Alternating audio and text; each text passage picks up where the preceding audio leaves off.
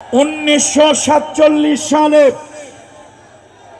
আমরা দ্বিজাতি তত্ত্বের ভিত্তিতে স্বাধীনতা লাভ করলাম, কিন্তু সেই স্বাধীনতা আমরা সুফল ভোগ করতে পারলাম না। তার কারণ হলো পৃথিবীতে একটা ষড়যন্ত্রকারী জনগোষ্ঠী, ইন্ডিয়ার কিছু উগ্রবাদী জনগোষ্ঠী, ইন্ডিয়ার কিছু ষড়যন্ত্রকারী জনগোষ্ঠী আমার মুসলমানদেরকে স্বাধীনতার সুফল ভোগ করতে দেবে না বলেই তারা পাকিস্তান নামক দুইটা ভূখণ্ডে একটা দেশ তারা তৈরি করলো।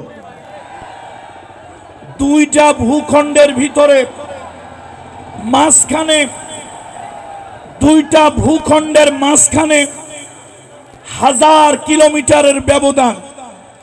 আচ্ছা, আপনারাই বলেন, 1000 কিলোমিটারের ব্যবধান, মাঝখানে মই নাই, চঙ্গ নাই, রাস্তা নাই, করিডোর নাই, কোনো ধরনের টানেল নাই, তাহলে এই দুইটা দেশ কি করে একটা দেশ হয়? এটা সম্ভব নয়। এরপরে 1952 সালে আমাদের নিজের ভাষায় কথা বলাকে তারা কেড়ে নেওয়ার চেষ্টা করলো। আলহামদুলিল্লাহ, মাতৃভাষা আল্লাহর দেয়া নিয়ামত গুলোর অন্যতম শ্রেষ্ঠ একটি নিয়ামত। সেই মাতৃভাষা, মায়ের ভাষায় কথা বলার অধিকার আমরা ফিরে পেলাম। 1952 সালে আমরা রক্ত দিলাম। সেই রক্তের বিনিময় আমরা ভাষার স্বাধীনতা লাভ করলাম। অর্থাৎ আল্লাহ তাআলার মেহেরবানি, রক্তের বিনিময় হলো আমরা নিজের ভাষায় কথা বলার অধিকার ফিরে পেলাম। 1971 সালে পশ্চিমাদের শোষণ, পশ্চিমাদের শাসন, বঞ্চনা থেকে জাতিকে মুক্ত করার জন্য আমার দেশে একটা মুক্তিযুদ্ধ হলো।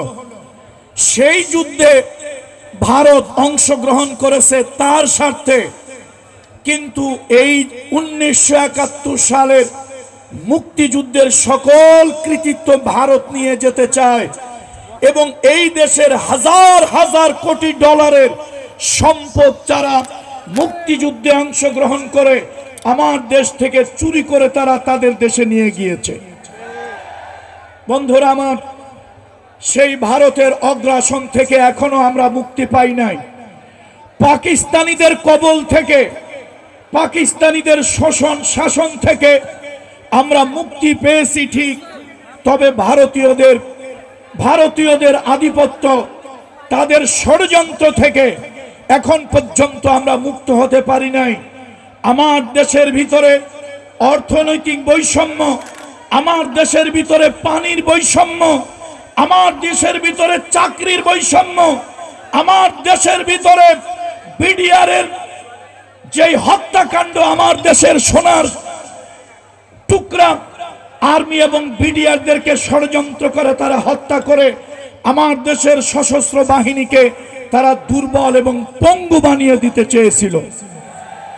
শুধু তাই নয়, তাদের পক্ষ থেকে ইন্ডিয়া একজন ঘসেটি বেগম দীর্ঘ 15.5 বছর আমার দেশের স্বৈরাচারী শাসক হিসাবে আমাদের মাথার উপর ইন্ডিয়া বসিয়ে রেখেছিল।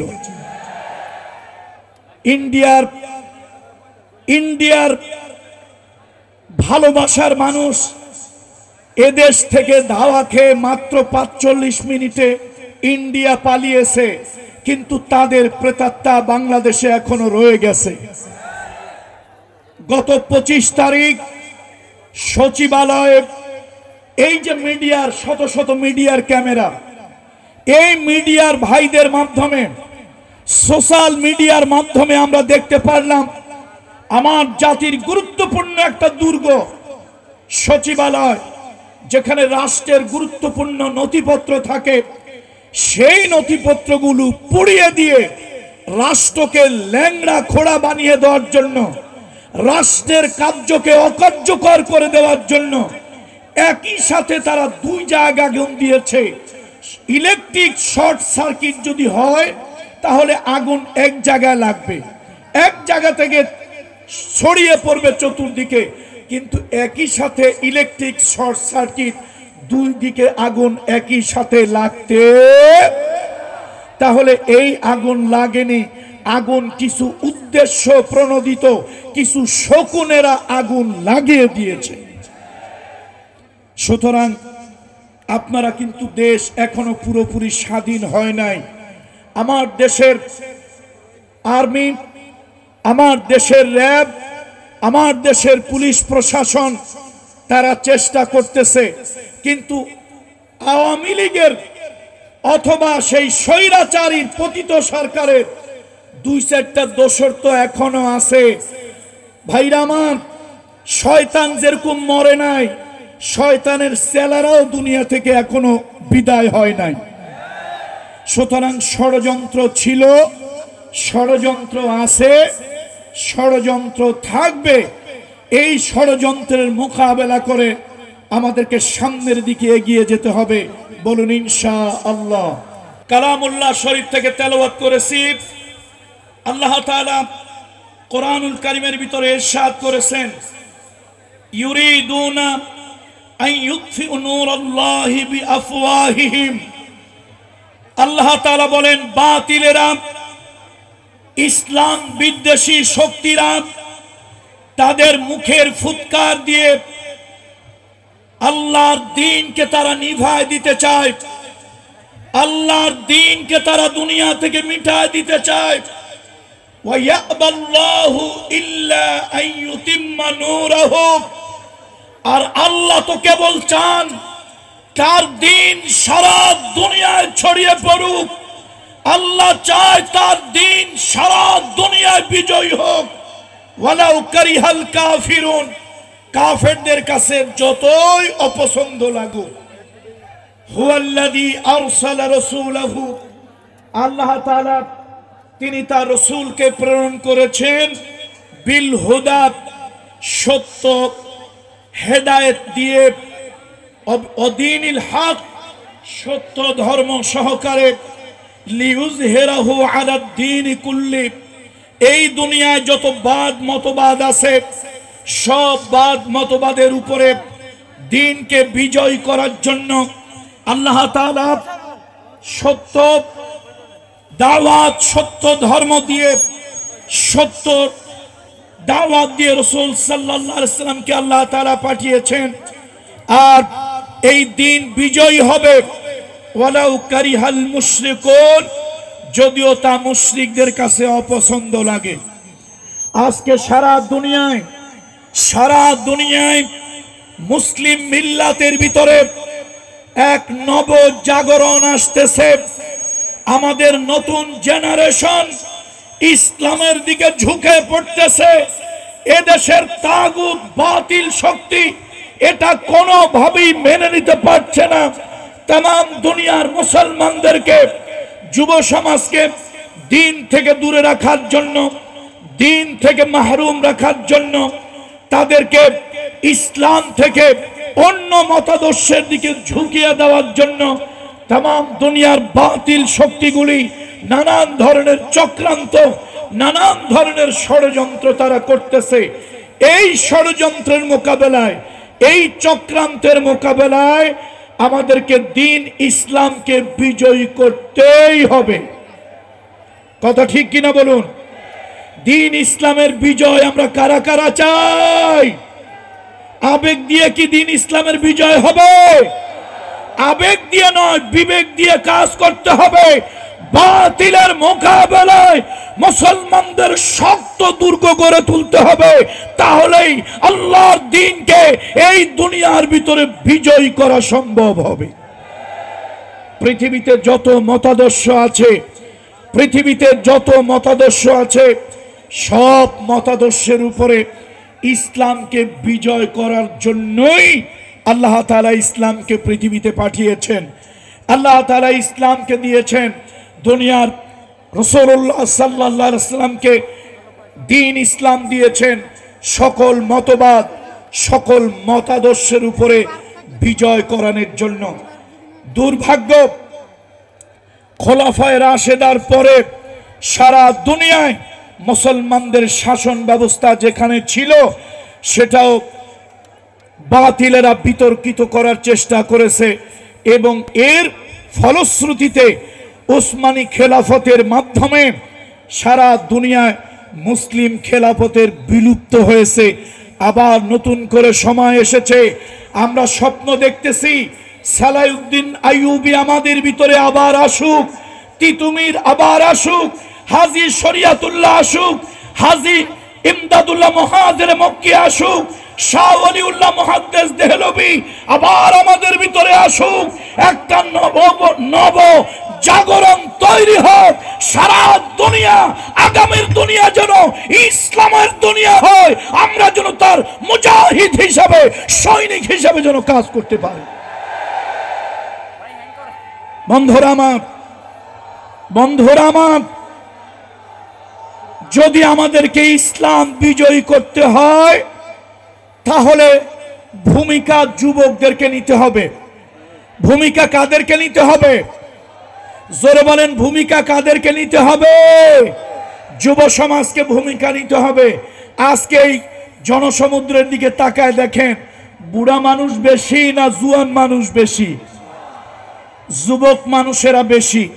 আমাদের দরকার 2024 সালের 36 জুলাই, দ্যাট মিন্স 5ই আগস্ট, জাতির প্রেক্ষাপট পরিবর্তন কারা করেছে? বুড়া মানুষ না যুবকেরা? দেখেন না, বড় বড় দলগুলি তারা দীর্ঘদিন চেষ্টা করেও কিছু পারে নাই, শেষ পর্যন্ত এই গুড়া ফোলাফাইন। কারা বলেন তো কারা? এই গুড়া ফোলাফাইন, এই গুড়া ফোলাফাইন দিয়ে আল্লাহ তাআলা জাতিকে একটা বিজয় দিয়ে দিল। এখন এই বিজয়টাকে ইসলামের দিকে নিতে হবে। আমি জানি এদেশের বামপন্থী রামপন্থীরা, এদেশের মুসলমানের ঘরে কিছু কুলাঙ্গার সন্তান আছে যারা অন্যান্য মতবাদ সহ্য করতে পারে কিন্তু ইসলাম সহ্য করতে পারে না। এই মুসলমানের ঘরের কুলাঙ্গার গুলোর কারণে আজকে ইসলাম পৃথিবীতে বিজয় হতে পারছে না। ইসলাম প্রতিষ্ঠা হওয়ার জন্য অমুসলিমেরা বড় বাধা নয়। ইসলাম প্রতিষ্ঠার জন্য মুসলমানের ঘরের কিছু সন্তান হচ্ছে সব থেকে বড় বাধা, বড় প্রতিকূলতা। সুতরাং আজকে এই মাহফিল থেকে, আজকের এই মাহফিলে যেন শোডাউন না হয়, আজকের মাহফিল যেন শুধু শোডাউন না হয়, আজকের মাহফিল যেন একটা মেসেজ, একটা বার্তা নিয়ে যেন যার যার বাড়ি ফিরে যায়। আমরা প্রত্যেকে নিজের অঙ্গনে দায়িত্বশীল। আলা কুল্লুকুম রাইন, আলা কুল্লুকুম রাইন ওয়া কুল্লুকুম মাসউলুন আন রাইয়াতিহি। তোমরা প্রত্যেকেই নিজ নিজ জায়গায় একজন দায়িত্বশীল, একজন অভিভাবক। প্রত্যেকের নিজ নিজ জায়গার অভিভাবকত্ব সম্পর্কে আল্লাহ সুবহানাহু ওয়া তাআলা কিয়ামতের আদালতে, আল্লাহর আদালতে, কিয়ামতের ময়দানে আল্লাহ তাআলা জিজ্ঞেস করবেন। সুতরাং আজকের মাহফিলে বাংলাদেশের বিভিন্ন জায়গা থেকে, বিভিন্ন প্রান্ত থেকে যেই সকল কিশোর তরুণ যুবক বন্ধুরা আসছেন, যদি দিন কায়েমের সংগ্রাম প্রয়োজন হয়, এদেশের আলেম ওলামারা কোরআনের রাজ কায়েমের জন্য আপনাদেরকে যদি আহ্বান করে, সেই আহ্বানে কারা কারা সাড়া দিতে রাজি আছেন? হাত উঁচু করে দেখায়। লিল্লাহে তাকবীর, লিল্লাহে তাকবীর। বন্ধুরা আমার,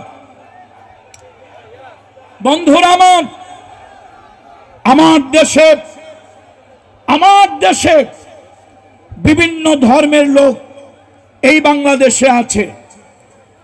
এই বাংলাদেশে হিন্দু আছে, বৌদ্ধ আছে, খ্রিস্টান আছে, কিছু মাইনরিটি জনগোষ্ঠী আছে।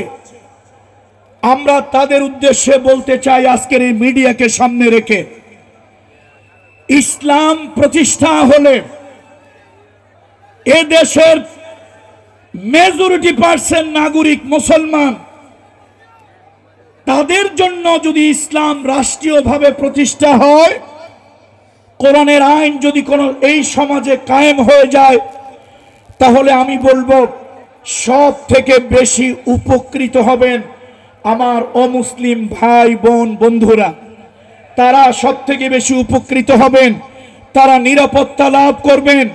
এদেশের আলিয়া মাদ্রাসা বলেন, কওমি মাদ্রাসা বলেন, জামাত ইসলামী বলেন, হেফাজত ইসলামী বলেন, এদেশের সংকটময় সময় অমুসলিমদের নিরাপত্তা দেওয়ার জন্য, অমুসলিম ভাই বোনদের জান মাল ইজ্জতের হেফাজতের জন্য এদেশের ইসলামী দলগুলি, এদেশের আলেম ওলামা, এদেশের আলিয়া কওমি মাদ্রাসাগুলি আগে গিয়ে এসেছে। জোর বলেন ঠিক কিনা?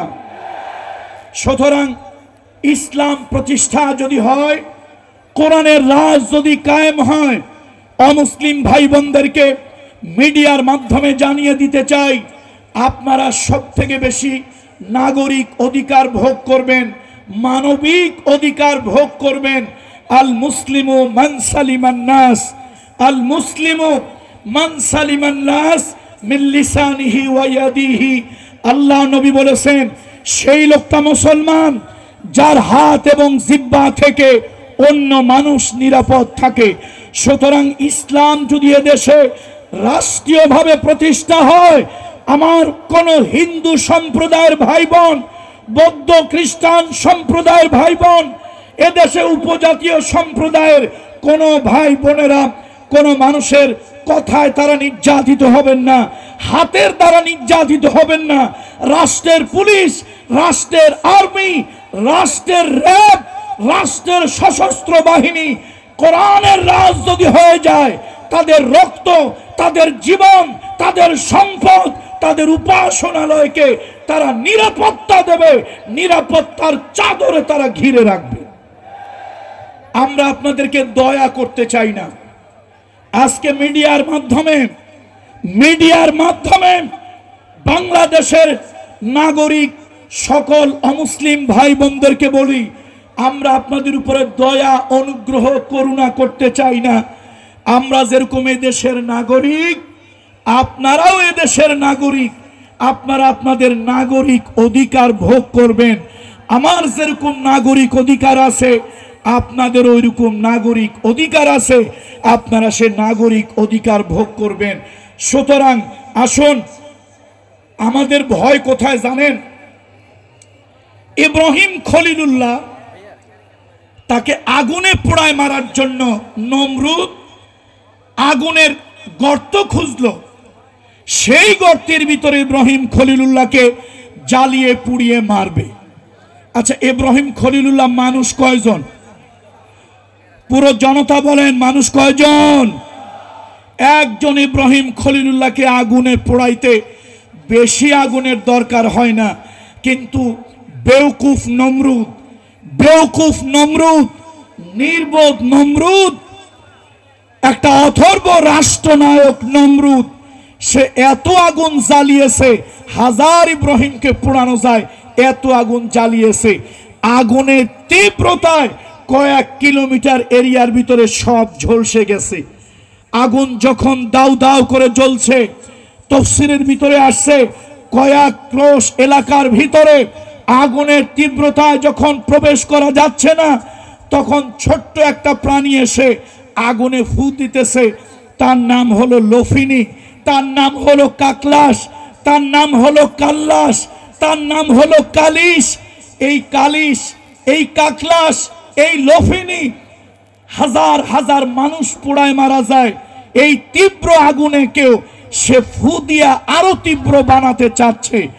এই লক্ষ জনতার কাছে আমার প্রশ্ন বিবেকের কাছে, আচ্ছা বলেন তো, একটা, 10টা, 1000, 1 লক্ষ, 1 কোটি কালিশ, কাকলাস, লফিনী যদি ফু দেয়, তাহলে আগুনের ছাতার মাথা কিছু টের পাবে? 1 ইঞ্চি আগুন বাড়বে? 1 জাররা আগুন বাড়বে না। কিন্তু এই লফিনী ফু দিয়েছে নমরুদের পক্ষে, ইব্রাহিম খলিলুল্লাহর বিপক্ষে, আল্লাহর পয়গম্বরের বিপক্ষে, সত্যের বিপক্ষে, আর জালিম স্বৈরাচারী নমরুদের পক্ষে। পক্ষান্তরে একটা নিরীহ একটা প্রাণী নাম হলো ব্যাঙ। এই ব্যাঙ এসে প্রস্রাব করে দিয়েছিল। আচ্ছা, আপনাদের কাছে আমার প্রশ্ন, একটা ব্যাঙের প্রস্রাব কটুক ভাই? কয় কেজি, কয় মন? একটা ব্যাঙের প্রস্রাব জাররা পরিমাণে হবে, সামান্যতম হবে। সেই এক ফোঁটা প্রস্রাব, এক জাররা প্রস্রাব ব্যাঙ প্রস্রাব করেছিল এই আশা, এই নিয়াত যে ইব্রাহিম খলিলুল্লাহর জন্য জ্বালানো আগুন নিভে যাক, আগুনের তীব্রতা কমে যাক। হাজার লক্ষ কোটি ব্যাঙ এক জায়গা হয়ে প্রস্রাব করলেও আগুনের কোনো আপনার উপকার হবে না, আগুন নিভবে না। কিন্তু ব্যাঙ সে ইব্রাহিম খলিলুল্লাহর পক্ষে, ইব্রাহিম খলিলুল্লাহর পক্ষে নমরুদের বিপক্ষে ভূমিকা নিয়ে আগুনের দিকে প্রস্রাব করেছিল। আজকে দুঃখ লাগে মুসলমানের ঘরে বিভিন্ন রাজনৈতিক দলের নামে এরকম কাল্লাসের মতো, কাকলাসের মতো, লফিনির মতো, কালিশের মতো কিছু কুলাঙ্গার সন্তান মুসলমানের ঘরে আছে, যারা ফু দিয়া ইব্রাহিমের আগুন বাড়িয়ে দিতে চায়। জোরে বলুন ঠিক কিনা? সুতরাং দিন কায়েমের কথা যখনই আসে, কোরআনের বিধান কায়েমের কথা যখনই আসে, এ জাতিকে যখন ইসলাম বিজয়ের কথা যখনই আসে, মুসলমানের ঘরের এরকম কুলাঙ্গারেরা, দুই একটা কুলাঙ্গারেরা তখন বাধা হয়ে দাঁড়ায়, তখন তারা প্রতিবন্ধকতা হয়, তারা নানান ধরনের অজুহাত খোঁজে। এই মাঠে আমি বলেছিলাম ইমানদারের হাত কয়টা ভাই? ইমানদারের হাত কয়টা? দুইটা, ডান হাত বাম হাত। মুনাফিকের হাত হলো তিনটা, ডান হাত বাম হাত। সব কথার মাঝখানে ঢুকায় দেয় এক হাত, তার নাম অজুহাত। সুতরাং এই সমাজে এই মুনাফিক মার্কা কিছু তথাকথিত নামধারী মুসলমান আছে। দিন প্রতিষ্ঠার কথা হলেই তারা বাম হাত ঝুঁকায় দেয়, অজুহাত ঝুঁকায় দেয়, নানান ধরনের কথা বলে।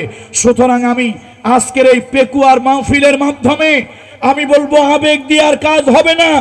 এর জাতিকে শান্তি দিতে হলে, চোরের হাত থেকে রক্ষা করতে হলে, ডাকাতের হাত থেকে জাতিকে রক্ষা করতে হলে, এদেশে অর্থ পাচারকারীদের হাত থেকে জাতিকে মুক্ত করতে হলে, হিন্দু বৌদ্ধ খ্রিস্টান মুসলমানদেরকে শান্তি নিরাপত্তা দিতে হলে আল্লাহর কোরআনের আইন, ইসলামের বিধান ছাড়া অন্য আর কোন রাস্তা নাই। জোরে বলুন ঠিক কিনা?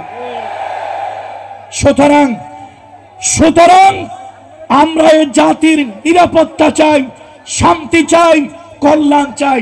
দেখেন না, চোরেরা পাচার করবি তো কর, লক্ষ কোটি কোটি টাকা বিদেশে এক চোর পাচার করেছে হাজার হাজার কোটি টাকা, হাজার হাজার কোটি টাকা। কোরআনের শাসন যদি থাকতো, এই চোরেরা কি এত টাকা পাচার করতে পারত? এত টাকা পাচার করা সম্ভব হতো? এত টাকা পাচার করা সম্ভব হতো না, এত টাকা পাচার করা সম্ভব হতো না। কোরআনের বিধান না থাকার কারণে, হকের বিধান না থাকার কারণে, সত্য প্রতিষ্ঠা না থাকার কারণে এই জালিমেরা দেশের মানুষের অধিকার নিয়ে ছিনিমিনি খেলতে সাহস পায়। আমার কথা হলো, কোরআনের আইন চলবে।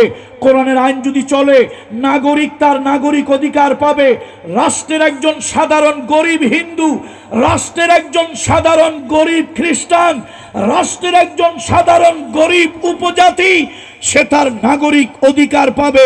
তার কারণ হলো, কোরআনের আইন যদি প্রতিষ্ঠা হয়, কোরআনের রাজ যদি প্রতিষ্ঠা হয়, কোরআন জানিয়েছে ওয়া আকসিতু ইন্নাল্লাহা ইউহিব্বুল মুকসিতিন, ওয়া আকসিতু ইন্নাল্লাহ। আল্লাহ তাআলা সুবিচার, নাগরিক তার নাগরিক অধিকার পাবে না যখন তার দেশের ভিতরে সুবিচার না থাকবে। বন্ধুরা আমার, দলীয়করণ, আত্মীয়করণ ইসলামে নাই।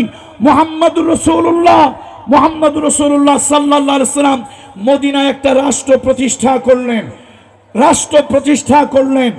আল্লাহর হাবিবের একজন সাহাবী নবীজির কাছে এসে বলল, ইয়া রাসূলুল্লাহ, আপনি মদিনায় ইসলামী রাষ্ট্র প্রতিষ্ঠা করেছেন, এই রাষ্ট্রে আমাকে একটা চাকরি প্রদান করুন।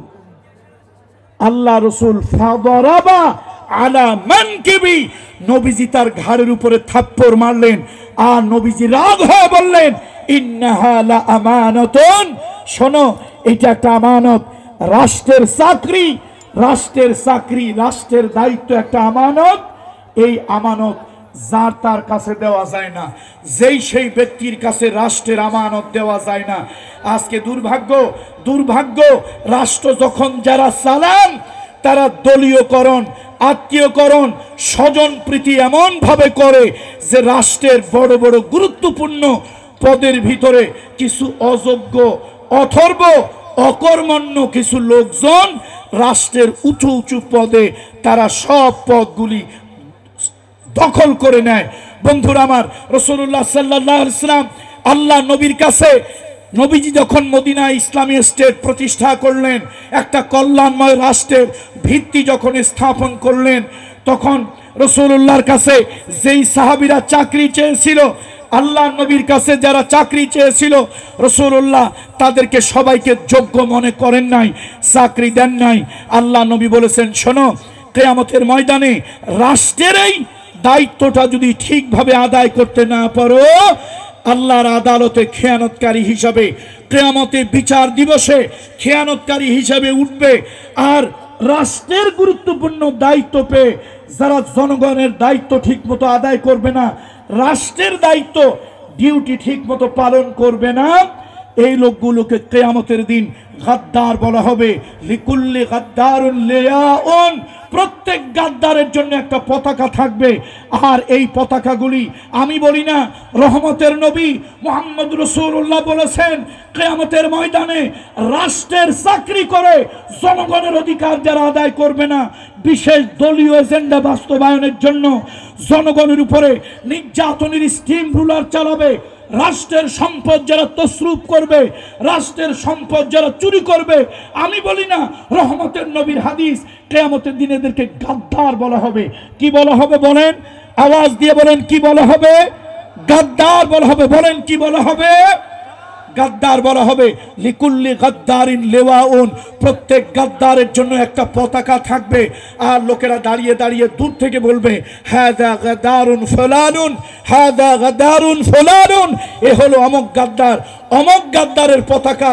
এই সব গাদ্দারগুলি, আপনি রাষ্ট্রের এমপি হন, রাষ্ট্রের মন্ত্রী হন, রাষ্ট্রের ডিসি হন, রাষ্ট্রের ওসি হন, রাষ্ট্রের এসপি হন, রাষ্ট্রের যে কোনো দায়িত্বে আপনি আসেন, সে দায়িত্ব আপনার উপরে আমানত, সে দায়িত্ব আপনার উপরে আমানত। আল্লাহ দয়া করে দিয়েছে জনগণের সেবা করার জন্য। আপনি যদি আদালতের বিচারক হন, আপনার বাহিরের চর্মচোখ অন্ধ থাকবে, আপনার অন্তরের চক্ষু প্রখর থাকবে। সে অন্তরের দৃষ্টি দিয়ে আপনি দেখবেন, অন্তরের দৃষ্টি দিয়ে দেখে আপনি বিচার করবেন। আপনি বাহ্যিক চোখ দিয়ে দেখবেন না, কে কালো কে ফর্সা এইটা দেখবেন না, কে আপন কে পর এইটা দেখবেন না। আপনি যখন রাষ্ট্রের বিচারক হবেন, আপনার চর্মচোখ অন্ধ থাকবে, অন্তর্দৃষ্টি প্রখর থাকবে, এবং সেই অন্তর্দৃষ্টি দিয়ে দেখে এরপরে আপনি বিচার ফয়সালা করবেন। সুতরাং আসুন, আমরা একটা কল্যাণময় রাষ্ট্র চাই, আমরা একটা কল্যাণময় রাষ্ট্র চাই। এই জেনারেশন, নতুন যারা দেশ স্বাধীন করলো, তাদেরকে কি বলা হয়? তাদেরকে কি বলা হয়? জেন জি নাকি জেনারেশন জি? এই জেন জি জেড, তাদেরকে আমি বলি, আপনারা তো দেশ স্বাধীনের জন্য 1000-এর উপরে নতুন প্রজন্ম আপনারা জীবন দিয়েছেন। 1 লক্ষ যারা চোখ হারিয়েছে, পা হারিয়েছে, আহত হয়েছে, মারাত্মকভাবে আহত হয়েছে, এই জনগোষ্ঠীকে আমি বলবো, জনতাকে বলবো, দুনিয়ার জন্য আপনারা রক্ত দিলেন, জীবন দিলেন। আসুন, সত্য প্রতিষ্ঠার জন্য, ন্যায় প্রতিষ্ঠার জন্য, ইনসাফ প্রতিষ্ঠার জন্য, হক প্রতিষ্ঠার জন্য, কল্যাণময় রাষ্ট্র গঠন করার জন্য, যেই রাষ্ট্রে গরিব আর ধনীর ব্যবধান থাকবে না, যেই রাষ্ট্রে হিন্দু বৌদ্ধ খ্রিস্টান মুসলমান কোনো ব্যক্তি নাগরিক হিসাবে তার ধর্মীয় বিবেচনায় সে বিবেচিত হবে না, সে মানুষ হিসাবে বিবেচিত হবে, নাগরিক হিসাবে বিবেচিত হবে, এমন একটা কল্যাণময় ইসলামী রাষ্ট্র করার জন্য আবার যদি আন্দোলন করা লাগে, আবার যদি লাঠি ধরা লাগে, আবার যদি মাঠে নামা লাগে সত্যের জন্য, হকের জন্য, দিন বিজয়ের জন্য, ইসলামী খেলাফত, ইসলামী রাষ্ট্র প্রতিষ্ঠার জন্য, হিন্দু বৌদ্ধ খ্রিস্টান মুসলমান সকল নাগরিকের মানবিক নাগরিক অধিকার ফিরিয়ে দেওয়ার জন্য কারা কারা জিহাদে শরীক হতে রাজি আছি? হাত উঁচু করে রাখুন, হাত উঁচু করে রাখুন, সিংহের মতো গর্জে উঠুন, লিল্লাহে তাকবীর, লিল্লাহে তাকবীর। কোরআন সুন্নাহর আলো,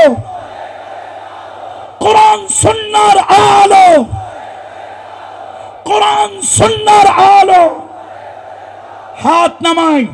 আগামী দিন হবে, আগামী শতাব্দী হবে, আগামী দশক হবে ইসলামের, সেই প্রত্যাশায় আমরা প্রত্যেকেই দায়িত্বশীল ভূমিকা নিয়ে এই পেকুয়া থেকে আমরা বিদায় হব, পেকুয়া থেকে আমরা বিদায় হব প্রত্যেকে দায়িত্বশীল ভূমিকা নিয়ে, অর্থাৎ নিজ নিজ জায়গায় আমরা সন্ত্রাস করব না, কাউকে সন্ত্রাস করতে দেব না, আমরা মাদক গ্রহণ করব না, কাউকে মাদক গ্রহণ করতে দেব না, আমরা সাদাবাজি করব না, কাউকে সাদাবাজি করতে।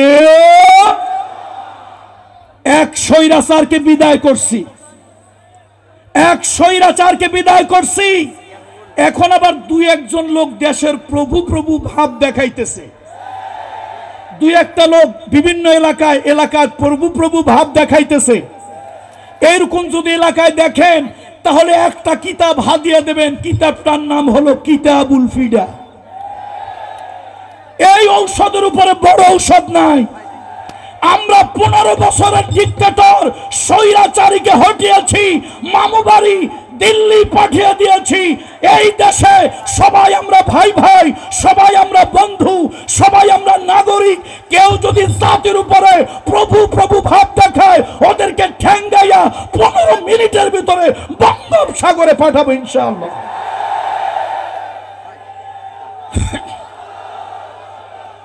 দেশটা আমাদের সবার। বলেন দেশ কার? বলেন দেশ কার? দেশ আমাদের সবার। এখানে সবাই আমরা প্রজা, কেউ প্রভু নয়। এখানে সবাই আমরা প্রজা, কেউ কি নয়। এখানে কেউ প্রভু নয়, সবাই আমরা প্রজা। সুতরাং দয়া করে আজকের এই পেকুয়া মাহফিলে হাজার হাজার মিডিয়া হাজার হাজার লক্ষ জনতার কাছে মাধ্যমে গোটা জাতিকে মেসেজ পৌঁছাতে চাই।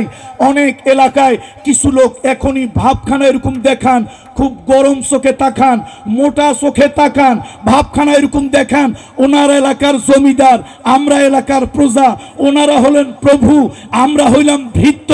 এই ভাব ছেড়ে দেন, ভাবের দিন আর নাই, ভাবের দিন আর নাই, ভাবের দিন শেষ। এখন সবাই আমরা দেশের নাগরিক, অল আর ইকুয়াল, অল আর ইকুয়াল, আমরা সবাই সমান। ভাবের দেশ নাই, ভাব এখন আর কেউকে দেখাতে দেব না, ভাব কেউ প্রতিষ্ঠা করতে চাকতে পারবে না। আসুন আমরা আল্লাহ তাআলার কাছে ইসলামের জন্য, ইসলামের জন্য। মাইকের যে অবস্থা, আমার তো কলজা ছিঁড়ে যাচ্ছে। আরে ভাই মাইক বাড়া দিয়ে কাজ হবে না, সেটিং এর সমস্যা। আমি কলজা ফাটা চিৎকার দিলাম, বাকিরা তো চিৎকার দিতে পারবে না, আজহার হিসেবে ওয়াজ করতে পারবে না, কোনোভাবেই না। শাউটিং করা যাদের অভ্যাস নাই তারা কিভাবে শাউটিং করে ওয়াজ করবে? বন্ধুরা আমার আসলে খুব কষ্ট হচ্ছে। যাক, আমি নিয়ামতুল্লাহ নিজামী, সে অনেক বড় একটা রিস্ক নিয়েছে।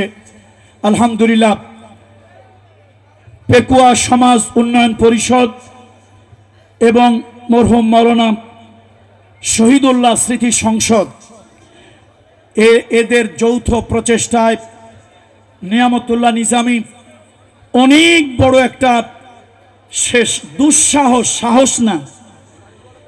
সাহস না, এটাকে কি বলে, দুঃসাহস দেখিয়েছে। আল্লাহ তাআলা তাকে কবুল করুন, বলেন আল্লাহুম্মা আমিন। যে কোনো কাজ করতে গেলে তার মধ্যে কিছু সুবিধা অসুবিধা থাকে, আর টেকনোলজি যেখানে আছে অ্যাডভান্টেজ ডিসঅ্যাডভান্টেজ। টেকনোলজি যেখানে আছে সেই টেকনোলজির সুবিধা আছে, অসুবিধা আছে, উপকারিতা আছে, অপকারিতা আছে। সুতরাং এই প্রোগ্রাম, বিশাল প্রোগ্রাম সাজাতে গিয়ে হয়তো সাউন্ড সিস্টেমটা যেইভাবে হওয়ার কথা ছিল, মুফতি কাজী ইব্রাহিম সাহেব আমি যতটুকু জানি উনি শান্তভাবে কথা বলতে পারেননি। তারপরে আমাদের শায়েখ জসিমউদ্দিন রহমানী সাহেব তিনিও খুব শান্তিতে কথা বলতে পারেনি। আব্দুল হাই সাইফুল্লাহ সাহেবের কাছে আমি জিজ্ঞাসা করি নাই কেমন কথা বলেছেন, আমি নিজে বুঝতেছি আমার কলজার অর্ধেক ছিঁড়ে গেছে। আসলে বক্তা তো এরকম চিল্লাইয়া শাউটিং করে, ওই যে বলছিলাম চিল্লাইয়া কি পাওয়া যায় না, চিল্লাইয়া তো মার্কেট পাওয়া যায় না। সুতরাং কতক্ষণ একটা বক্তা না হলে ঊর্ধ্ব মুখে সর্বোচ্চ 5 মিনিট সে শাউটিং করতে পারে, চিৎকার করতে পারে। তো সুতরাং আপনারা উচ্ছৃঙ্খল হবেন না, ধৈর্য ধারণ করে থাকবেন। আগামী বছর, এবছর যা হয়ে গেছে, ইল্লা মা কদ সালাফ, ইল্লা মা কদ সালাফ, আল্লাহ কয় পাশে যা গেছে গেছে, past is past, past is past, যা গেছে গেছে। আগামী বছর এই পেকুয়া সমাজ উন্নয়ন পরিষদ এবং মরহুম মাওলানা শহীদুল্লাহ স্মৃতি সংসদ আগামী বছর যদি এই জনতার মিলন মেলা তারা যদি করে, তাহলে তারা সাউন্ড সিস্টেমের ব্যাপারে আরও তারা সতর্ক হবেন। আরও দক্ষ ব্যক্তি দিয়ে, সাউন্ড ভালো, মাইক ভালো, কিন্তু সেটিংয়ে সমস্যা তাদের হয়েছে। এই সাউন্ড সিস্টেমটা যথাযথ সেটিং না হওয়ার কারণে, যার কারণে কোনো বক্তাই মনের তৃপ্তি, মানসিক শান্তি নিয়ে কেউ কথা বলতে পারছে না। আর শ্রোতারাও যদি মনের শান্তি নিয়ে কথা না শুনে, তাহলে তাদের মধ্যে কথাগুলি দিলের ভিতরে আসর হয় না, তাসির হয় না। আমরা দোয়া করব মরহুম মাওলানা শহীদুল্লাহর জন্য। তিনি ইন্তেকাল করেছেন, আল্লাহ তাআলা হঠাৎ তাকে ডেকে নিয়েছেন। একেবারে তরতাজা মানুষ, আমার সাথে আমি এসেছিলাম, আমাকে তিনি মেহমানদারি করিয়েছেন, আমার সাথে অনেক গল্প করেছেন। কিন্তু সেই তরতাজা মানুষটা হঠাৎ আল্লাহ তাআলার ইচ্ছা, ইযা জাআ আজালুহুম লা ইস্তাখিরুনা সাআতাও ওয়া লা ইস্তাকদিমুন।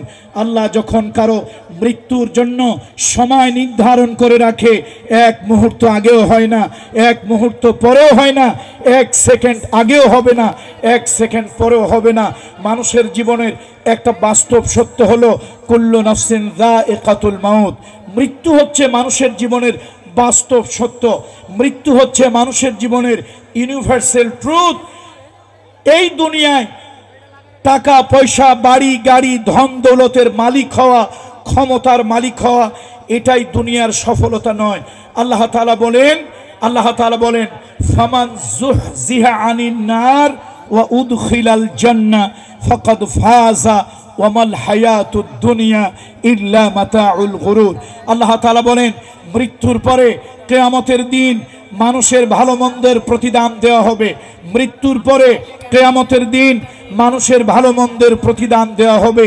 যারা নাকি ভালো করবে, অথবা আল্লাহ তাআলা যাদেরকে জাহান্নাম থেকে পরিত্রাণ দিয়ে আল্লাহ তাআলা যাদেরকে জান্নাতমুখী করবেন, এবং আল্লাহ তাআলা যাদেরকে জাহান্নাম থেকে বাঁচিয়ে জান্নাত দান করবেন, ফাকাদ ফাজা, ওই মানুষগুলোই হলো প্রকৃত সফল। সুতরাং আখিরাতের জীবনের সফলতাই হলো আসল সফলতা, আখিরাতের জীবনের সফলতাই হলো মূল সফলতা, আখিরাতের জীবনের ব্যর্থতাই হলো জীবনের বড় ব্যর্থতা। যারা নাকি বামপন্থী, যারা নাকি নাস্তিক, তাদের কাছে দুনিয়াটা আসল, আর যারা ইমানদার মুমিন তাদের কাছে আখিরাতটাই আসল। কথা ঠিক কিনা? যারা বামপন্থী, যারা নাস্তিক, তাদের কথা হলো এই বেলা ভাই মদ খেয়ে নাও, কাল নিশীতের ভরসা কই, চাঁদনি জাগিবে যুগ যুগ ধরে, আমরা তো আর রব না সই, দুনিয়া কো মজা লে লো, দুনিয়া তোমারি হ্যায়। এই দুনিয়ার মজা নাও, এই দুনিয়ার আনন্দ নাও। সুতরাং যা ইচ্ছা তাই করো, ফুর্তি করো, আনন্দ করো, যা মনে লয় তাই খাও, যেখানে ইচ্ছা সেখানে যাও। এটা হলো যারা নাকি ভোগবাদী, দুনিয়াবাদী। আর যারা পরকালীন চিন্তা, পরকালের ভাবনা, আখেরাতের ভাবনা, আখেরাতের চিন্তা যাদের, তারা মনে করে এই দুনিয়াটাই আমার সব কিছু নয়, এই দুনিয়াটাই আমার সব কিছু নয়, দুনিয়াটা হলো আখিরাতের শুরু, দুনিয়াটা হলো পরকালের শুরু। সুতরাং সে আখিরাতের জন্য সব কিছু করে। ইন্না সলাতি ওয়া নুসুকি ওয়া মাহইয়ায়া ওয়া মামাতি লিল্লাহি রাব্বিল আলামিন। যারা নাকি আসলে আল্লাহ বিশ্বাসী, পরকালের চেতনায় বিশ্বাসী, তাদের নামাজ, তাদের রোজা, তাদের হজ, তাদের যাকাত, তাদের আন্দোলন, তাদের সংগঠন, তাদের রাজনীতি, তাদের মিছিল, তাদের মিটিং সব কিছু আল্লাহর জন্য হয়, পরকালকে কেন্দ্র করে, পরকালকে চিন্তা করে হয়। সুতরাং আমরা পরকালীর চিন্তা চেতনায় বিশ্বাসী। বলুন আমরা কোন চিন্তা চেতনায় বিশ্বাসী? আওয়াজ দিয়ে বলুন আমরা কোন চিন্তা চেতনায় বিশ্বাসী? আমরা পরকালীন চিন্তা চেতনায় বিশ্বাসী। সুতরাং আমাদের লক্ষ্য হলো পরকাল, টার্গেট হলো পরকাল। আর দুনিয়াও মাজরাতুল আখিরা, আর দুনিয়াও মাজরাতুল আখিরা। আখিরাতের ক্ষেত হলো দুনিয়া। আমরা এই দুনিয়ায় যা কিছু করব আখিরাতের জন্যই করব। রাজনীতি করব আখিরাতের জন্য করব, আন্দোলন করব আখিরাতের জন্য করব, মারপিট করব আখিরাতের জন্য করব, মৃত্যুবরণ করা লাগলে আখিরাতের জন্য মরব, বাঁচতে হলে আখিরাতের জন্য বাঁচব, অন্যায় সহ্য করতে হলে আখিরাতের জন্য সহ্য করতে হবে, জালিমের কণ্ঠ চেপে ধরতে হলে আখিরাতের জন্য ধরব। কথা ঠিক কিনা বলেন? সুতরাং আমাদের যা কিছু আখিরাত কেন্দ্রিক, আমাদের যা কিছু পরকাল কেন্দ্রিক। আমরা এই দুনিয়ার জন্যই সব কিছু করি না। আমরা কি দুনিয়ার জন্য সব কিছু করি? আমাদের সব কিছু আখিরাত মুখী হওয়া দরকার, আখিরাতের চিন্তাই হওয়া দরকার। আল্লাহ তাআলা সেই তৌফিক দান করুন। বলেন আল্লাহুম্মা আমিন, আল্লাহুম্মা আমিন। সব হইয়েন, তবে সালমান এফ রহমানের মতো প্রতারক হইয়েন না। দেখছেন বেটার মুখে কি সুন্দর দাড়ি, মানুষ 1 নম্বর 2 নম্বর 6 নম্বর যাই হোক, রাসূলুল্লাহর সুন্নত দাড়িটা ভালো ছিল না? কথা কয় না ভালো ছিল না? কত বড় বাটপার, ওরে বাটপার, কত বড় বাটপার। শেষ পর্যন্ত একটু বিপদ দেখে রাসূলুল্লাহর এই সুন্দর সুন্নতি দাড়িটা কেটে ফেলছে। তাহলে বোঝা গেল এই বাটপার 2 নম্বর টাকা 1 নম্বর বানানোর জন্য, ব্যাংকের টাকা নিজের বানানোর জন্য, হারাম টাকা হালাল বানানোর জন্য চোরের নৌকায় দাড়ি দিয়া সাধুর নিশান টানাইছিল। কথা ঠিক কিনা বলেন? যদি প্রকৃত রাসূলের সুন্নত, পরকালীন জীবনের চিন্তা আদর্শের কারণে নবীজির সুন্নত দাড়ি রাখতো, ফাঁসির মঞ্চেও যদি তাকে নেওয়া হতো, সে বলতো ফাঁসির রশি গলায় পড়তে রাজি আছি, নবীজির সুন্নত দাড়ি খুর দিতে রাজি না। ঠিক না? অথচ অবৈধ পয়সা বৈধ করে দেশ ছেড়ে পালানোর জন্য কি করছে বাটপারে? কি করছে? আরে কথা কয় না, বাটপারে কি করছে? কি সুন্দর বার্নিশ করছে না? মাশাআল্লাহ। আমার শিল্পী বলতেছে বার্নিশ করছে। তো আল্লাহ তাআলা এই জাতীয় বাটপারি করার নয়, আমাদেরকে যা কিছু করি প্রকৃত অর্থে পরকাল কেন্দ্রিক করার তৌফিক দান করুন। আমি আর কথা বাড়াবো না, বক্তা আসছে, আমি আর কথা বাড়াতে চাচ্ছি না। আমি দোয়া করছি মরহুম মাওলানা শহীদুল্লাহ সাহেবের জন্য, দোয়া করছি আমার স্নেহের শিল্পী নিয়ামতুল্লাহ নিজামীর জন্য। মাহফিলটা হওয়ার আগে তার ব্যাপারে অনেক নেগেটিভ কথাবার্তা অনেকে বলেছে। ভাই, মাঠে কাজ করতে নামলে ভুল ভ্রান্তি হতেই পারে। কাজ যারা করে না তার কোনো ভুল আছে? কাজ যারা করে না তার কি ভুল হয়? কাজ করতে গেলে ভুল হইতেই পারে। আর একটা ব্যক্তি, সে শয়তানও না ফেরেশতাও না যে সে ভুলের ঊর্ধ্বে, ভুল তো হতেই পারে, কিন্তু সে টাইম টু টাইম আমার কাছে অনেক পরামর্শ, আমার কাছে তার বাবা বেঁচে থাকতেও আমাকে সে শ্রদ্ধা করেছে, বাবার মতো সম্মান করেছে, ইজ্জত করেছে। বিভিন্ন সময় বিভিন্ন তার ব্যবসা, বিভিন্ন বিষয় সে আমার সাথে পরামর্শ করে। এই মাহফিলটার জন্য বিগত 1 বছর বাংলাদেশের কোন কোন বক্তাকে দাওয়াত দেবে, কিভাবে দাওয়াত দেবে, কেমন একটা মিলন মেলা হলে ভালো হয়, বিগত 1 বছর সে আমার সাথে এগুলো নিয়ে পরামর্শ করেছে, আমার কাছ থেকে পরামর্শ নিয়েছে। কখনো খারাপ কোনো চিন্তা, খারাপ কোনো উদ্দেশ্য এটা তার মধ্যে ছিল না। আলহামদুলিল্লাহ, সে ব্যবসায় এখন ভালো অবস্থানে আল্লাহ তাআলা তাকে নিয়েছে। মাহফিল না করলেও তো তার ব্যবসা তো বন্ধ নাই, আর এই মাহফিলের দ্বারা তো তার ব্যবসার সাথে মাহফিলের সাথে কোনো সম্পর্ক নাই। সে অনলাইন বিজনেস করে, অনলাইন মার্কেটিং, যে যত নিজেকে তুলে ধরতে পারবে সে তত ব্যবসা ভালো করতে পারবে। এখন যে কোনো কাজে নামলে প্রতিযোগী প্রতিদ্বন্দ্বী হয়।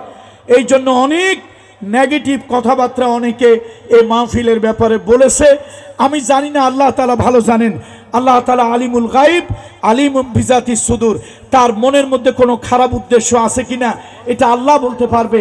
তবে আমার সাথে বিগত 12 মাস, গত মাহফিলের পর থেকে আল্লামা মামুনুল হক সাহেবকে দাওয়াত দেওয়া, মিজানুর রহমান আজহারি সাহেবকে দাওয়াত দেওয়া, যাদেরকে দাওয়াত দেবে সকলের ব্যাপারে সে একাধিকবার, অসংখ্যবার আমার সাথে পরামর্শ করেছে, আমার সহযোগিতা চেয়েছে, আমার সাথে পরামর্শ করে এই মাহফিলটা যেন সুন্দর হয় সে ব্যাপারে সে চেষ্টা করেছে। সুতরাং আমরা তার কষ্টের দিকটা দেখি, নেগেটিভ দিকটা দেখি না ভাই। কাজ করতে গেলে ভালো মন্দ হতেই পারে, কাজ করতে গেলে 2-1টা কাজ ভুল ভ্রান্তি হতেই পারে। সুতরাং কেউ যেন এই ভুল ভ্রান্তিগুলোকে বড় করে না দেখি, নেগেটিভ না দেখি। তার এই যে বিশাল আয়োজন সে করেছে এটা যেন অকৃতজ্ঞতা প্রকাশ না করি, আমরা বরং কৃতজ্ঞতা প্রকাশ করি। মাল্লাম ইয়াশকুরিন নাস ফালাম ইয়াশকুরিল্লাহ। আমরা দোয়া করি, নিয়ামতুল্লাহ নিজামীর জন্য দোয়া করি, আল্লাহ তাকে আগামীতে এর থেকেও বড় পরিসরে সুন্দর পিনপত্তন নিরাপত্তায় আমরা কথা বলবো, স্বাচ্ছন্দ্যে কথা বলবো। চট্টগ্রাম সমাজ কল্যাণ পরিষদের তফসির মাহফিলের মতো 5 লক্ষ জনতা একসাথে পিনপত্তন নিরাপত্তায় ওয়াজ শুনবে, বয়ান শুনবে, এরকম একটা পরিবেশের মাহফিল আগামী বছর যেন হয়। আমরা সেজন্য মনের থেকে, হৃদয় থেকে তার জন্য দোয়া করি, তার মরহুম পিতার জন্য দোয়া করি।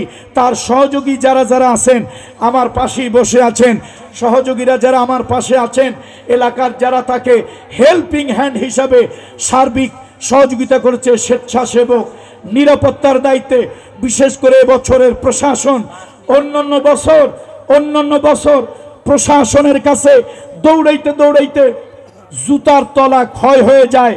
এবছর আর্মি প্রশাসন, র্যাব প্রশাসন, পুলিশ প্রশাসন, সিভিল প্রশাসন সহযোগিতা, ডিসিএসপি আন্তরিকতার সাথে সবাই সহযোগিতা করেছে। আপনারা খুশি না বেজার? তাহলে তাদের জন্য দোয়া করবেন কিনা? আমার জাতির গর্ব, আমার দেশের গর্ব, আমার অহংকার, যারা কোনো দলের নয়, নির্দলীয় নিরপেক্ষ, আমার জাতির অহংকার সেনাবাহিনী। সেই সেনাবাহিনী পর্যন্ত আল্লাহর কোরআনের মাহফিল জনগণ যেন নিরাপত্তায় শুনতে পারে সেই ব্যবস্থা তারা আন্তরিকতার সাথে করেছে। বলেন আলহামদুলিল্লাহ। আমার দেশের সেনাবাহিনী, আমার দেশের র্যাব, আমার দেশের পুলিশ আসলে তারা চেষ্টা করে, কিন্তু বিশেষ কিছু নেতা আর নেতাদের সামসা কিছু হাতা, বিশেষ কিছু নেতা আর নেতার কিছু সামসা হাতা, এই নেতা আর হাতাদের কারণে এদেশের প্রশাসনের অনেক লোকেরা ভালো মতো জাতির সেবা করতে চাইলেও তারা পারে না, তাদেরকে সেই সুযোগ দেওয়া হয় না। আগামীতে প্রশাসন দলীয়করণ হোক আমরা চাই না। আমরা চাই আমার দেশের প্রশাসন নিরপেক্ষ থাক। প্রশাসন রাষ্ট্রের হবে, প্রশাসন জনগণের হবে। ঠিক কিনা বলেন? প্রশাসন রাষ্ট্রের হবে, প্রশাসন জনতার হবে। প্রশাসন কিছু বিশেষ দলীয় হবে না, বিশেষ দলের লোকদের হবে না। আল্লাহ তাআলা এই মাহফিলটাকে কবুল করে নিন। এই মাহফিলটাকে ময়দানে মহাশরে এলাকাবাসীর নাজাতের জরিয়া বানিয়ে দিন। এবং আজকের এই সর্বশেষ আমার মেসেজ, আজকে কয় তারিখ? এই মিডিয়ার বন্ধুরা, ক্যামেরা মিডিয়ার বন্ধুরা অন্তত আমার এই কথাটুকু আপনারা প্রচার করবেন। আর কিছু প্রচার করুন বা না করুন, প্রত্যেক মিডিয়া যারা আছেন আমার ডাইন এবং বায়ে যতগুলি চোখ আমার দিকে তাকিয়ে আছে, আজকে 27 তারিখ, 28, 29, 30, 31 তারিখ 31st নাইটের মতো গজব রজনী কারা কারা পালন করব? গজব রজনী কারা কারা পালন করব? আচ্ছা, কারা কারা পালন করব না হাত তুলে দেখায়। লিল্লাহে তাকবীর, লিল্লাহে তাকবীর। ইসলামী সংস্কৃতি, ইসলামী সংস্কৃতি, বিজাতীয় সংস্কৃতি নিপাত যাক, নিপাত যাক। বিজাতীয় সংস্কৃতি নিপাত যাক, ধ্বংস হোক। বিজাতীয় সংস্কৃতি। সুতরাং 31st নাইট আমরা পালন করব না। যুবকেরা ওয়াদা করছে নাকি? মিজানুর রহমান আজহারিকে ভালোবাসেন, মিজানুর রহমান আজহারিকে ভালোবাসেন, আনসারীকে ভালোবাসেন। আজকের যেই যুবকেরা এসেছে ওয়াদা করতে হবে 31st নাইটের মতো বিজাতীয় কালচার আমরা পালন করব না।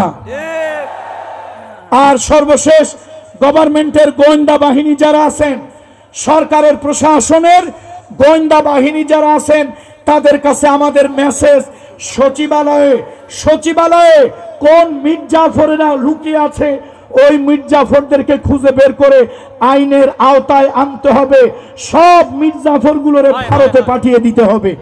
আল্লাহ আমাদের সকলের প্রতি রহম করুন।